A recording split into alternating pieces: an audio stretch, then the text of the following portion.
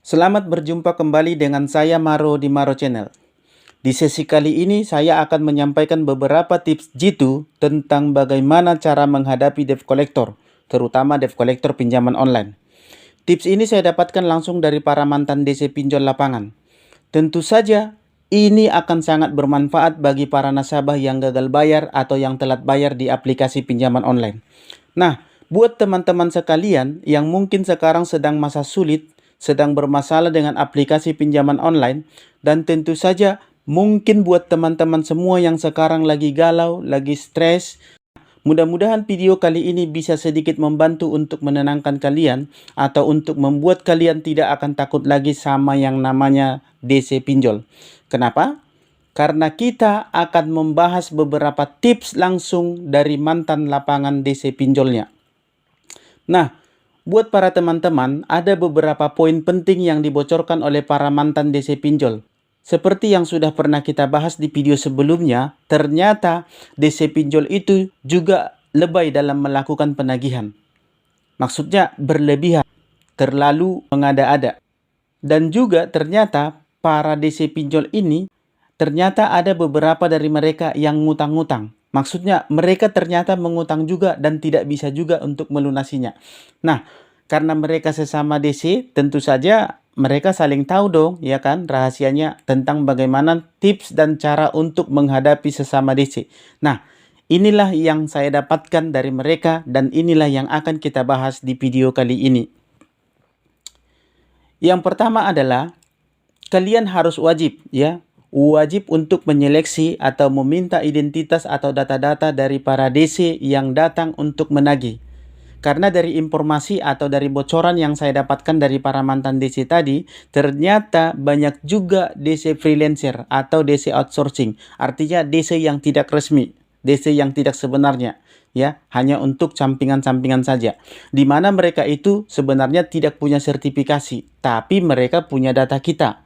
Dan mereka menagih kita seakan-akan mereka itu DC yang asli, padahal enggak. Nah, ini nih yang perlu diperhatikan, bahwa ada oknum-oknum yang seperti itu. Ada oknum-oknum DC seperti itu yang mana kita itu harus mencari kepastian, harus memastikan apakah dia itu DC asli atau tidak. Cara untuk memastikannya adalah minta data-datanya seperti sertifikat dia sebagai seorang DC. Karena setiap DC itu, debt collector itu dilengkapi dengan sertifikat. Minta juga surat tugas dia, surat penagihan. Kemudian cek, ya, cross check, ya, apakah namanya sama dengan KTP, dengan surat penagihannya atau surat kuasa penagihannya, ya, sama nggak dengan KTP-nya. Kalau beda, sudah pasti itu DC outsourcing atau DC freelancer, ya. Tentu dia bukan DC yang asli yang ditunjuk untuk menagih ke kita. Intinya kita harus meminta segala data untuk memastikan bahwa itu resmi DC-nya yang ditugaskan untuk menagih kita. Jangan sampai kita didatangi oleh DC abal-abal yang dengan seenaknya berpura-pura menjadi seorang DC yang asli dan menagih kita, memaksa kita, menekan kita, seolah-olah dia adalah DC yang asli dari pinjol tersebut yang ditugaskan untuk menagih ke kita. Nah, itulah yang pertama.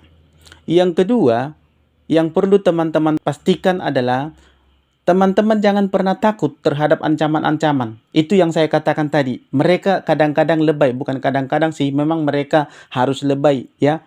Bahwa mereka akan mendatangkan RT RW, bawa polisi dan lain sebagainya. Nah, itu adalah hal yang tidak mungkin. Karena tidak ada urusannya RT RW atau polisi dengan yang namanya hutang piutang, ya. Polisi itu tugasnya bukan untuk menagih hutang piutang atau mengurusi hutang piutang nasabah atau tunggakan atau angsuran nasabah, ya. Jadi semua itu hanyalah hoax. Itu hanyalah gertakan dan ancaman aja, ya. Ya, bagaimana supaya mereka mendapatkan angsuran atau Anda takut sehingga Anda menyerahkan angsuran, ya. Tentu saja hal ini sangat penting. Kenapa? Ini poin pentingnya itu adalah hal seperti ini sering sekali dijadikan bahan untuk menakut-nakuti. Dan menurut bocoran dari mantan DC pinjol legal tersebut, ini adalah cara yang paling efektif. Yang memang hal ini sangat berguna. Bisa dipastikan berhasil untuk memaksa atau menakut-nakuti nasabah supaya bayar. Tapi hal ini tidak selalu bisa digunakan terlebih untuk orang-orang yang tinggal di kota besar, ya.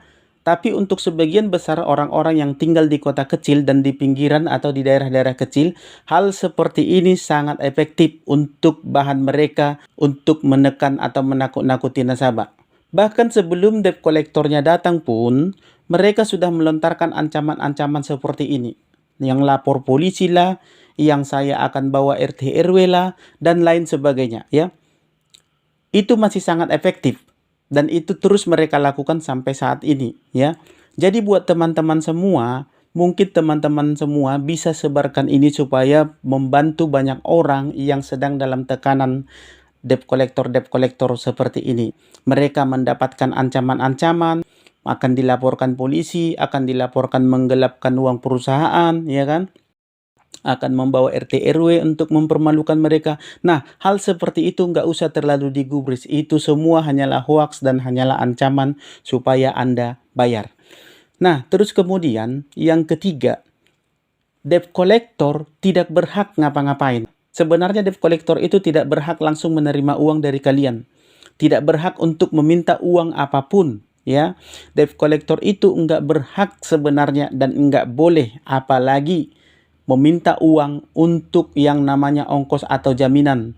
Kadang-kadang kan mereka minta 50.000, 100.000 ya, dengan dalih untuk biaya transportasi, ya, dengan dalih supaya mereka bisa mengulur waktu untuk memberikan Anda waktu supaya bayar beberapa hari kemudian. Nah, ini hanyalah akal-akalan mereka aja untuk dapat uang. Ya, katanya biar nggak sia-sia datang, ya, biar hari ini mereka bisa pulang. Jadi mereka nggak akan menagih lagi untuk beberapa hari atau 1 minggu atau 2 minggu ke depan. Gitu ya.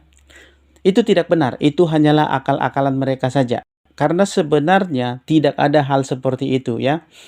Terus kemudian, kalau dibilang DC ini bakal bisa merampas harta kalian dan lain sebagainya, itu juga hoax ya teman-teman. Itu tidak diperbolehkan dan kalau ada DC yang sampai berani melakukan hal itu, maka DC-nya bisa dilaporkan kasus pencurian atau perampasan dan bisa diproses hukum ya. Memang cara ini nggak secara tidak langsung mereka lakukan, tujuannya hanyalah supaya Anda segera membayar. Maka cara ini akan memaksa Anda untuk melakukan gali lubang dan tutup lubang, ya, mencari dana talangan. Itulah yang dituju oleh para debt collector itu. Itulah yang menjadi target utama mereka. Supaya nasabahnya tetap bayar. Bagaimanapun pokoknya ceritanya nasabah harus bayar. Dengan cara apapun. Mereka akan halalkan segala cara ya. Dan bila perlu, mereka tidak akan takut kepada siapapun termasuk kepada Tuhan. Dan yang kelima, DC pinjol itu juga mempunyai target. Ini perlu teman-teman ketahui. Kenapa mereka melakukan hal-hal seperti itu semua? Karena mereka ternyata punya target penagihan. Ya, ada sejumlah nominal ya yang harus mereka penuhi. Dan mereka mengejar beberapa pencapaian atau yang dinamakan dengan success rate dalam proses penagihannya. Nah, wajar jika itu terus-menerus mereka lakukan penagihan ya. Tapi ya, mereka tidak harus melakukan cara-cara yang tidak terpuji, apalagi dengan cara-cara menakut-nakuti nasabah atau menekan nasabah berlebihan. Ya, memang mereka wajar melakukan penagihan itu karena mereka dikejar target. Itu adalah tugas dan kerjaan mereka. Ya, jadi dari posisi ini kita bisa juga memaklumi, tapi bukan dengan cara mereka yang salah ya. Lalu kemudian yang keenam.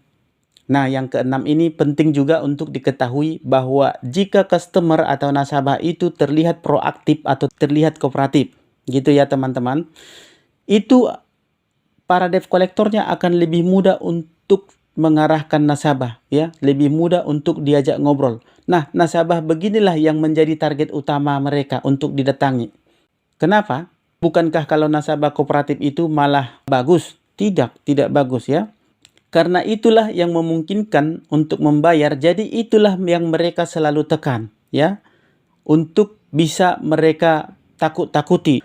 Hal itu lebih memungkinkan untuk bisa dipancing-pancing agar dia segera bisa mempunyai uang untuk membayar dengan cara menakut-nakuti tadi. Nah, yang entah itu diarahkan gali lubang tutup lubang dan lain sebagainya. Pokoknya berbagai caralah akan mereka lakukan untuk nasabah-nasabah seperti ini. Jadi maksud saya di sini adalah sebagai seorang nasabah ada kalanya Anda harus bijak, ya. Tidak selamanya Anda tidak selalu harus menuruti semua keinginan oleh para debt collector itu. Karena dengan cara melihat Anda lemah, mereka akan semakin menggebu-gebu untuk memaksa Anda supaya segera bayar dengan berbagai cara, termasuk untuk menakut-nakuti Anda, lapor polisi, bawa RT RW, dan sebagainya macam. Oke teman-teman, semoga apa yang saya sampaikan ini bisa bermanfaat. Ini mungkin bisa kalian jadikan acuan dan catatan terkait masalah DC pinjol. Nggak usah takut sama mereka.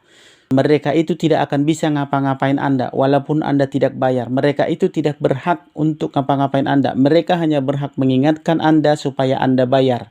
Hanya itu saja, tidak lebih ya. Tidak boleh mengancam, tidak boleh memaksa, tidak boleh mengintimidasi ya. Dan yakinlah semuanya akan baik-baik saja. Oke, demikian informasi yang bisa saya sampaikan di sesi kali ini. Semoga bermanfaat dan salam sahabat.